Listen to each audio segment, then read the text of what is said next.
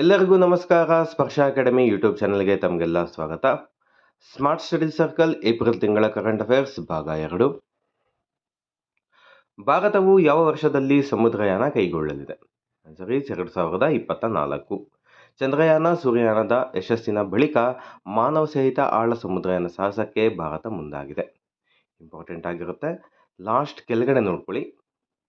ಇದಕ್ಕೆ ಬಳಸಲಾಗುವ ದೇಸಿ ನಿರ್ಮಿತ ಮತ್ಸ್ಯ 6000 ಹೆಸರಿನ ವಿಶೇಷ ಗೋಲಾಕಾರದ ಜಲಾಂತರ್ಗಾಮಿ ನೌಕೆಯ ಮೂಲಕ ಯೋಜನೆ ಸಾಕಾರಗೊಳ್ಳಲಿದೆ. Okay,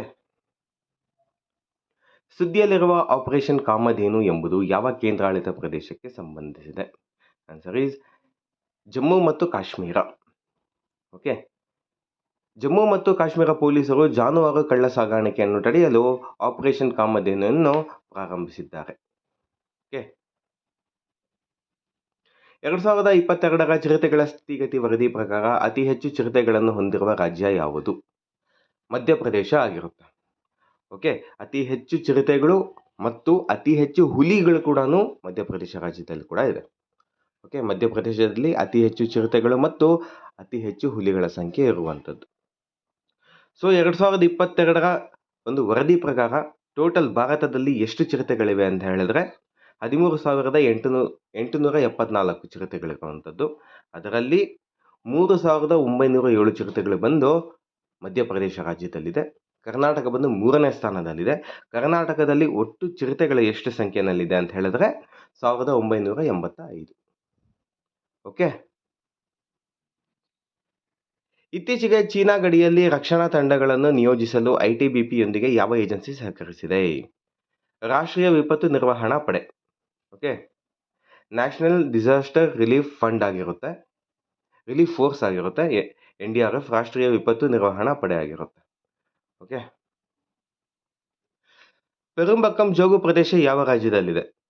Tamil Nadu, option 2. ಓಕೆ, ಪೆರುಂಬಕ್ಕಂ ಜೋಗು ಪ್ರದೇಶವು ಭಾರತದ ತಮಿಳುನಾಡಿನಲ್ಲಿದೆ. ಪೈಡ್ ಅವೋಸೆಟ್ಗಳಿಗೆ ಹೆಸರುವಾಸಿಯಾದ ಪೆರುಂಬಕ್ಕಂ ಜೋಗು ಪ್ರದೇಶವು ಬರಗಾಲವನ್ನು ಎದುರಿಸುತ್ತಿದೆ. ಓಕೆ, ನ್ಯೂಸಲ್ಲಿದೆ ಇದು, ಸೊ ಅದಕ್ಕೆ ಹೇಳಿರುವಂಥದ್ದು. ಇತ್ತೀಚೆಗೆ ಯಾವ ರಾಜ್ಯದಲ್ಲಿ ARTCI ಮೊದಲ ಹಂತದ ವಾಯುಮಂಡಲದ ಸಂಶೋಧನಾ ಪರೀಕ್ಷೆ ಕೇಂದ್ರವನ್ನು ಉದ್ಘಾಟಿಸಲಾಗಿದೆ? Answer is Madhya Pradesh ಆಗಿರುವಂತೆ.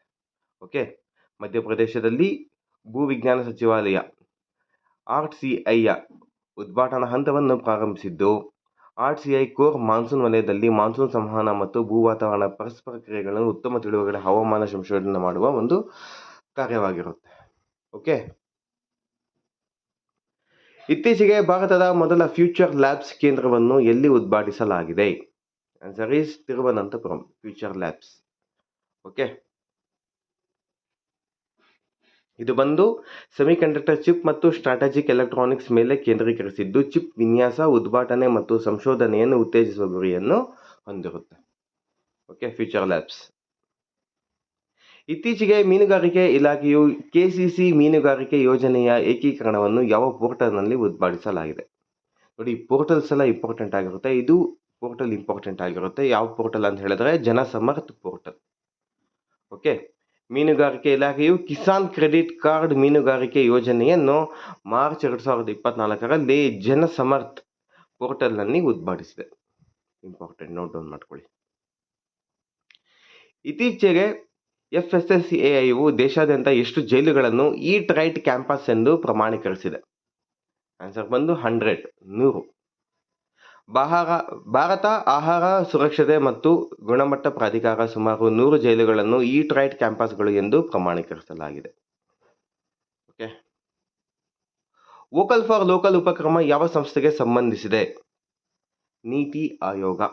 ಎಷ್ಟೋ ಜನ ಕನ್ಫ್ಯೂಸ್ ಆಗ್ತಾರೆ ಚುನಾವಣೆ ಆಯೋಗಕ್ಕೆ. ನೋ, ಇದು ಬಂದು ನೀತಿ ಆಯೋಗ ಆಗಿರುತ್ತೆ. ಓಕೆ, ನೀತಿ ಆಯೋಗ ಸ್ವಾವಲಂಬನೆ ಮತ್ತು ಸುಸ್ಥಿರ ಬೆಳವಣಿಗೆಯನ್ನು ಉತ್ತೇಜಿಸಲು ವೋಕಲ್ ಫಾರ್ ಲೋಕಲ್ ಉಪಕ್ರಮವನ್ನು ಪ್ರಾರಂಭಿಸಿದೆ. ಇದು ಆಕಾಂಕ್ಷಾ ಬ್ರ್ಯಾಂಡ್ ಮೂಲಕ 500 ಬ್ಲಾಗ್ಗಳಿಂದ ಸ್ಥಳೀಯ ಉತ್ಪನ್ನಗಳನ್ನು ಪ್ರಚಾರ ಮಾಡುತ್ತದೆ. ಆಕಾಂಕ್ಷಾ ಒಂದು ಅಂಬ್ರೆಲಾ ಬ್ರ್ಯಾಂಡ್ ಆಗಿ ಕಾರ್ಯನಿರ್ವಹಿಸುವ ಈ ಉಪಕ್ರಮವು ಸರ್ಕಾರಿ ಮಾರುಕಟ್ಟೆ ಪೋರ್ಟಲ್ನಲ್ಲಿ ಲೋಕಲ್ ಉತ್ಪನ್ನಗಳನ್ನು ಒಳಗೊಂಡಿದೆ. ಆಪರೇಷನ್ ರೈಸಿಂಗ್ ಸನ್ ಎಂಬುದು ಈ ಕೆಳಗಿನ ಯಾವುದಕ್ಕೆ ಸಂಬಂಧಿಸಿದೆ? ಯಾವುದಕ್ಕೆ ಅಂತ ಹೇಳಿದ್ರೆ ವಿದೇಶಿ ಮೂಲದ ಚಿನ್ನ ಕಳ್ಳ ಸಾಗಾಣಿಕೆ ಆಗಿರುತ್ತೆ. ಸೊ ರೀಸೆಂಟಾಗಿ ತುಂಬ ಚಿನ್ನನ ಏನಂತ ಹೇಳಿದ್ರೆ ಸ್ಮಗಲ್ ಮಾಡ್ಕೊಂಡು ಬರ್ತಿದ್ದಾರೆ. ಸೊ ಇದಕ್ಕೋಸ್ಕರ ಆಪರೇಷನ್ ಏನಂತ ಹೇಳಿದ್ರೆ ರೈಸಿಂಗ್ ಸನ್. ಓಕೆ, ಇಂಪಾರ್ಟೆಂಟ್ ಆಗಿರುತ್ತೆ ಇದು ಕೂಡ. ಏನಂತ ಹೇಳಿದ್ರೆ ಇದು ವಿದೇಶಿ ಮೂಲದ ಚಿನ್ನದ ಕಳ್ಳ ಸಾಗಾಣಿಕೆ ತಡೆಗಟ್ಟಲು ಮಾಡ್ತಿರುವಂಥದ್ದು. PM ಸೂರಜ್ ಪೋರ್ಟಲ್ ಅನ್ನು ಯಾವ ಸಚಿವಾಲಯವು ಜಾರಿಗೆ ತಂದಿದೆ? ಸಾಮಾಜಿಕ ನ್ಯಾಯ ಮತ್ತು ಸಬಲೀಕರಣ ಸಚಿವಾಲಯ ಆಗಿರುತ್ತೆ PM ಸೂರಜ್. ಓಕೆ, ಪ್ರಧಾನಮಂತ್ರಿಯವರು ಸಾಮಾಜಿಕ ನ್ಯಾಯ ಮತ್ತು ಸಬಲೀಕರಣ ಸಚಿವಾಲಯದ ಪ್ರಧಾನಮಂತ್ರಿ ಸಾಮಾಜಿಕ ಉತ್ಥಾನ್ ಏವಂ ರೋಜ್ಗಾರ್ ಆಧಾರಿತ ಜನಕಲ್ಯಾಣ್ ಪೋರ್ಟಲ್ ಅನ್ನು ಪ್ರಾರಂಭಿಸಿದ್ದಾರೆ. ಪರಿಶಿಷ್ಟ ಜಾತಿ, ಹಿಂದುಳಿದ ವರ್ಗಗಳು ಮತ್ತು ನೈರ್ಮಲ್ಯ ಕಾರ್ಮಿಕರಂತಹ ಅಂಚಿನಲ್ಲಿರುವ ಗುಂಪುಗಳನ್ನು ಗುರಿಯಾಗಿಟ್ಟುಕೊಂಡು ಇದು ರಾಷ್ಟ್ರವ್ಯಾಪಿ ಸಾಲದ ಸಹಾಯವನ್ನು ನೀಡುತ್ತದೆ. ಕ್ರೆಡಿಟ್ ಕೊಡುವಂಥ ಒಂದು ಸ್ಕೀಮ್ ಆಗಿರುತ್ತೆ ಇದು. ಉಲ್ಲಾಸ್ ಉಪಕ್ರಮವು ಈ ಕೆಳಗಿನ ಯಾವ ಕ್ಷೇತ್ರಕ್ಕೆ ಸಂಬಂಧಿಸಿದೆ?